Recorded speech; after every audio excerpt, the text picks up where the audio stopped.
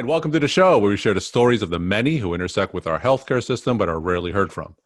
My name is Kevin Poe, founder and editor of Kevin MD. Today on the show, we have three graduating medical students, Kate Crofton, Jay Hwang, and Catherine J. Together, they co-wrote the Kevin MD article, From Future Doctors to New Ones, We Need You. Kate, Jay, and Catherine, welcome to the show. Thanks so much for having us. I'm going to ask each of you to share your story and journey to where you are today. And I'm also going to ask you, because you are graduating, to share something that you know now that you wish you knew back before you started medical school. Kate, why don't we start with you? Sure. So I grew up in rural Wisconsin and have been thrilled to end up in medicine and matched into OBGYN. Something that I didn't really know coming into medical school, but figured out pretty early on is that writing is hugely important to my identity. And eventually I started a writing group and did a lot of writing throughout med school. And I think if I had known that sooner, I could have started and found that community sooner, and my journey would have been even better for it. And Kate, tell me how writing has helped you with the pressures of medical training. So I think we're so privileged to get to witness in medicine, and we witness things that are beautiful and things that are terrible.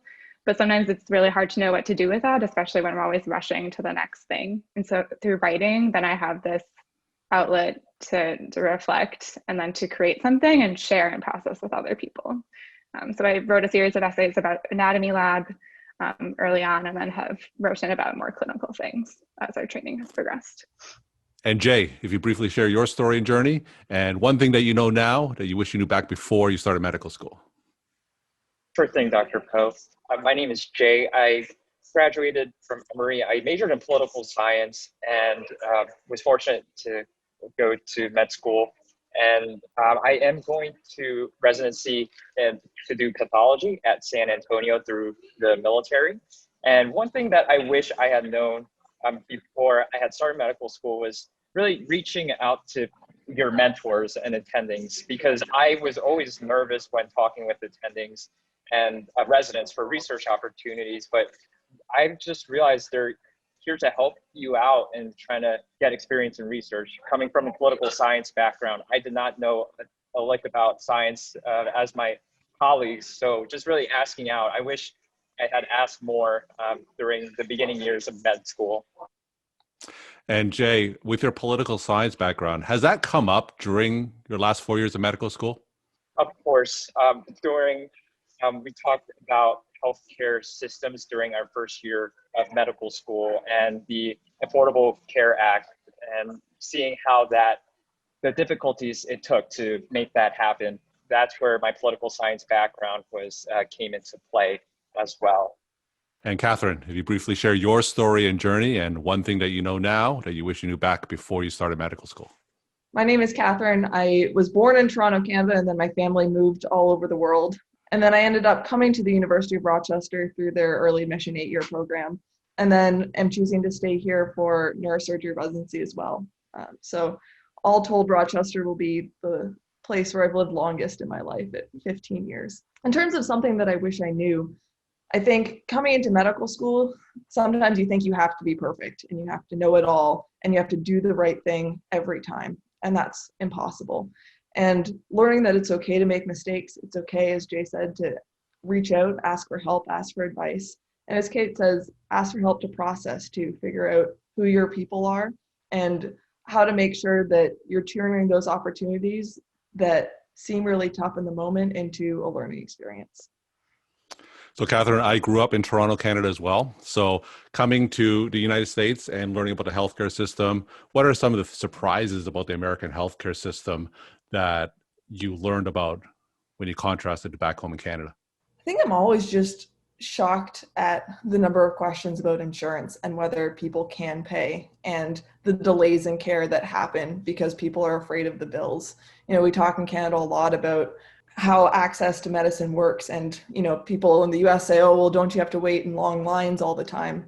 And yes, sometimes you do if it's not an urgent complaint, but my grandparents who needed urgent MRIs got them the next day. And a lot of patients here, I know, wait weeks with horrific health conditions because they're trying to support their family and can't with medical bills.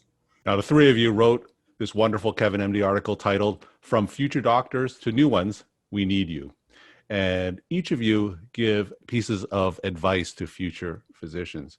So I'm going to ask you to share the piece of advice that you shared in the article and maybe talk about that a little bit more. So Kate, why don't we start with you? Sure. So one of the lessons that I shared is that I think medical students are really valuable, and I didn't realize that coming in, especially starting on the floors. I knew that I would be the person who knew the least, and so I was very humble and worked hard and worked with the team. But something I've learned through medical school is that we also have a critical perspective as an outsider that I think allows us to think differently and is actually totally an asset to the team. And so I would encourage incoming medical students to have that humility and to learn as much as they can, but also to realize that their perspective really matters. And I wrote about a vignette of being concerned about that a patient wasn't fully able to express consent and that a conversation had to continue in order to truly have informed consent. But I've watched my peers do this in even bigger systematic ways, thinking about vaccine distribution for COVID and is that being done equitably? And are patients getting appropriate care? So I think this can take a lot of different forms, but med students have a valuable perspective. Whenever I talk to medical students, and they always say that my voice doesn't matter or my voice isn't heard, especially among the healthcare team, because medical students, they're obviously just new to clinical medicine. So at what point did you get comfortable speaking up, sharing your perspective with the medical team that you were working with? I mean, I think it totally depends on the team and the relationship with the team. Sometimes it's very easy to just say my opinion because I've been given the opportunity to do that by a resident or an attending, and other times it's worked well to ask questions for my learning with the humility that, I mean, maybe I'm wrong, but if I frame something in a question, I can bring the team's awareness, and that's been a strategy that works pretty well. Jay, why don't you share your lesson that you wrote about in the article?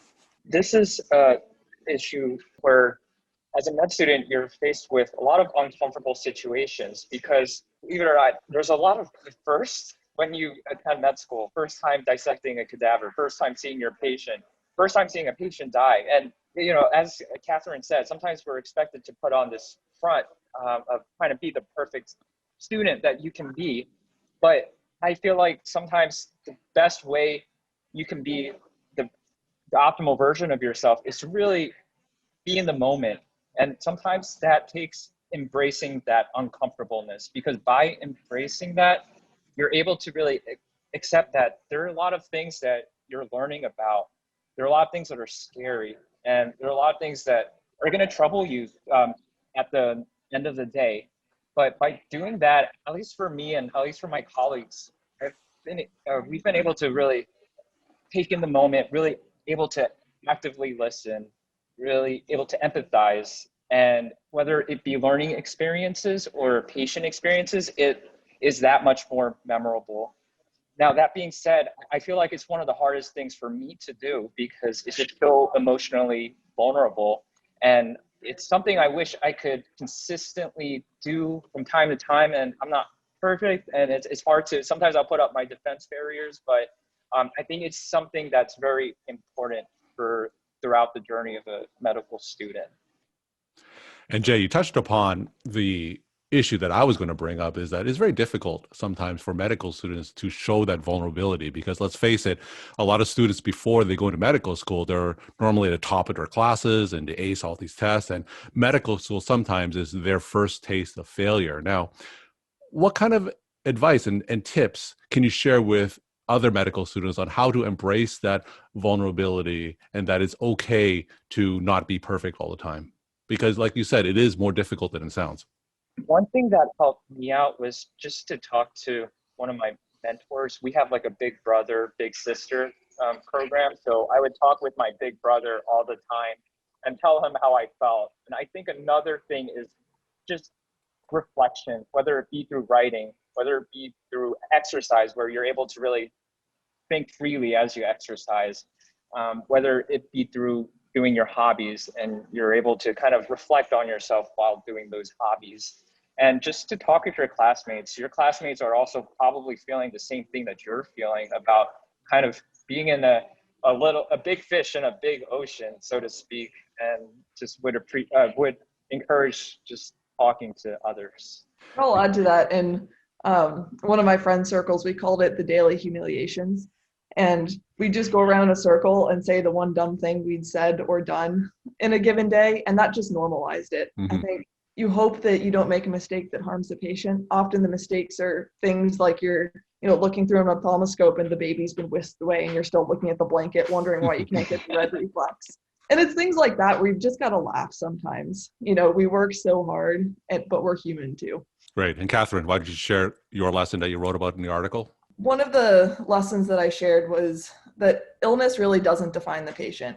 So much of our medical training is how do you condense a full patient story? You start as a first year and your patient histories take 2 hours to gather. And you're gathering all the information from where they went to elementary school to their favorite color. And through medical school, you learn to hone that down so that you can quickly and succinctly share information about a patient. That being said, it's so important not to lose the ability to also connect with the patient on a personal level and see what makes them tick and see what they really value and what they care about. I remember one of my neurosurgical patients, I had a moment of just slowing down with him. So much of the service is fast paced, it's emergencies, people are, rushed down to the OR. And with this patient, I had the time to shave his head before the surgery. And as I was doing that, he started talking about his life and why he was getting this surgery and also why he'd left, AMA a couple days before to support his wife who was struggling with the diagnosis before checking himself back in for the surgery. And so understanding those key components of why a patient is there and what matters to them, that's what medicine is really about, because that's ultimately what we're trying to support. And I think you go up these, hills and valleys in medical school where, you have to learn to ask the pertinent questions. But as you get better at that, you start having the room to ask these other questions that at the end of the day are probably the most important questions that we ask. And Catherine, as you progress through medical training, becoming a resident, fellow, and attending, you're going to have less and less time to spend with patients, more and more bureaucracy, more and more regulations, and more things that are asked of you. Now, what's the one thing that you're going to do to keep that connection with patients as you progress through medical training?